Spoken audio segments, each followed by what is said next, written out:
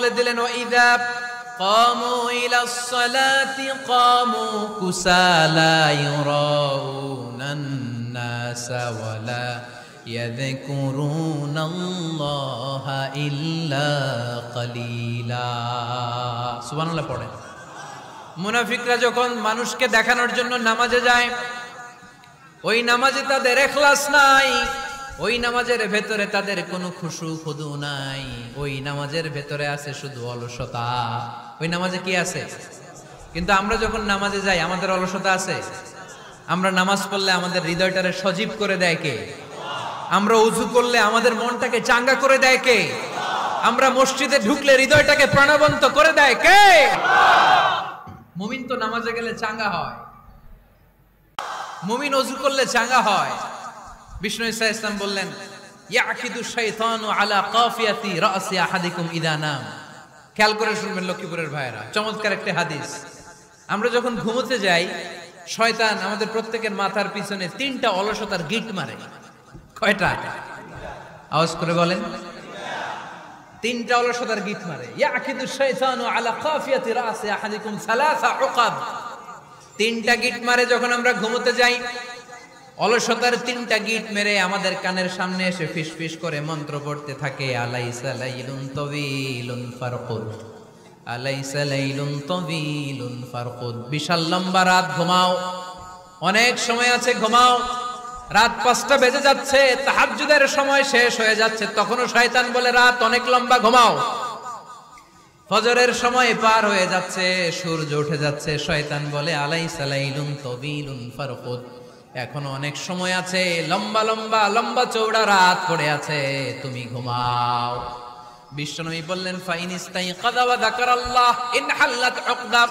আমার উম্মতের কেউ যখন ঘুম থেকে জেগে ঘুম থেকে ওঠার দোয়া পড়া শুরু করে দেয়, অলসতার প্রথম গিটটা সাথে সাথে খুলে দেয় কে?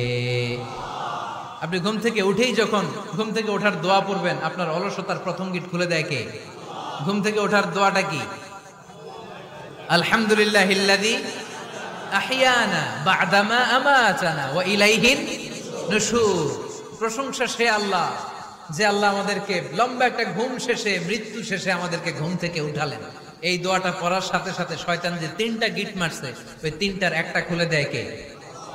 ফাইন তাওয়াদ্দা ইনহাল্লাত উকদা।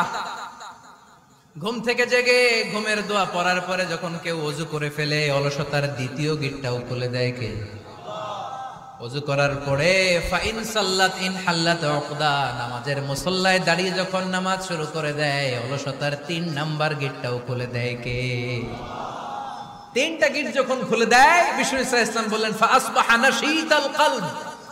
নাশীত, তখন মুমিন বান্দা সজীব হয়ে ওঠে, প্রাণবন্ত হয়ে ওঠে, উচ্ছ্বসিত হয়ে ওঠে। ওয়া ইল্লা খাবিসান নাফসি কাসলান। আর যদি ঘুমিয়ে থাকে, 3টা গিট তার মাথার পেছনে শয়তানের অলসতার লেগে থাকে, তাহলে তার দিনটা শুরু হয় অলসতা দিয়ে, আর সে হয় অলসতার রাজা। চিল্লায় এখন ঠিক কিনা? এজন্য আমরা কি অলস হতে চাই না কর্মঠ হতে চাই? কোন নবীরা কি অলস ছিলেন? পৃথিবীতে কোন নবী অলস ছিলেন? সব নবী কর্মঠ ছিলেন। বিষ্ণু ঈসা ইসলাম বললেন, মা বাআসাল্লাহু নাবিয়্যান ইল্লা রাআল গানাম। এই পৃথিবীতে এমন কোন নবী নাই যেই নবী বকরি চড়ায় নাই। কি চড়ায় নাই? বকরিরে আপনারা লক্ষ্মীপুরের ভাষায় কি বলেন? কি বলেন? ছাগল। তো পৃথিবীতে এমন কোন নবী নাই যেই নবী কি চড়ায় নাই? ছাগল চড়ায় নাই। সাহাবারা বললেন, ইয়া রাসূলুল্লাহ আনতা কাযালিক, আপনিও ছাগল চড়াইছেন? বিষ্ণু ঈসা ইসলাম বললেন, না, আমিও ছাগল চড়িয়েছি। ওয়া ইন্নী আরআহা আলা কারারাইতি আহলি মক্কা, আমি তো মক্কাবাসীদের অল্প কিছু পয়সার বিনিময়ে তাদের ছাগলগুলোকে চড়িয়ে দিতাম। সুবহানাল্লাহ পড়বেন না? বিষ্ণু ঈসা ইসলাম ছাগল চড়াতেন। ছাগল চড়ানো সহজ কাজ না কঠিন কাজ? কেন কঠিন এটা? হ্যাঁ, টেরা, খুঁটি মারে। হ্যাঁ, কি করে? বসে থাকতে হয়। তো ছাগল যারা পালে তারা জানে ছাগল পালা কত কষ্ট। ওরে ডানে টান দিলেও কই যায়, রশি ধরে বায়ে টান দিলে কই যায়, সামনে টানলে কই যায়, পিছনে টানলে কই যায়। সারা সপ্তাহ আপনি সময় পান না এটার গোসল করাবেন, ভাবলেন আজকে জুমার দিন আমিও গোসল করি, এটারও গোসল করাই। এটারে আপনি পুকুর ঘাটে নিবেন, টান দিয়েছেন, ওর বাপের কিরা ও 1 ইঞ্চিও সামনে যাবে না, ঠিক কি না? এই টেরা প্রাণী আল্লাহর কি মহিমা। আল্লাহ তাআলা পৃথিবীর সবচেয়ে শ্রেষ্ঠতম মানুষদেরকে ছাগল চড়িয়ে ছেড়েছেন, ঠিক কি না? মা বাআসাল্লাহু নাবিয়ান ইল্লা রাআল গানাম।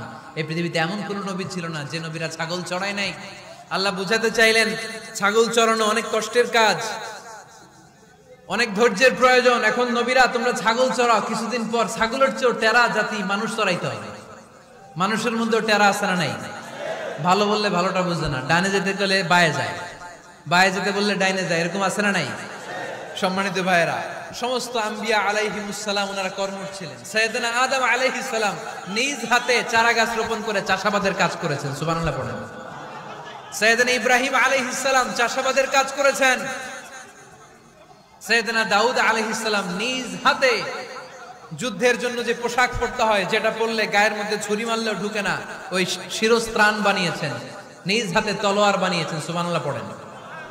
সাইয়েদনা মূসা আলাইহিস সালাম ছাগল চড়িয়েছেন। সাইয়েদনা মূসা আলাইহিস সালামের মেজাজ নরম না গরম? নবীদের মধ্যে সবচেয়ে বেশি মেজাজওয়ালা নবী ছিলেন মূসা আলাইহিস সালাম। উনিও 8 থেকে 10 বছর সাইয়েদনা শুআয়ব আলাইহিস সালামের এরিয়াতে ছাগল চড়িয়েছেন। চিল্লায়ে বলেন সুবহানাল্লাহ। এজন্য নবীরা যেহেতু কাজ করেছেন, কর্মঠ ছিলেন, আমরাও কর্মঠ হব, ঠিক কি না? সাহাবারাও কর্মঠ ছিলেন, বিশ্বনবীর সাহাবারাও ব্যবসা করতেন। সাইয়েদনা আবু বকরের বিশাল ব্যবসা প্রতিষ্ঠান ছিল, সুবহানাল্লাহ পড়েন।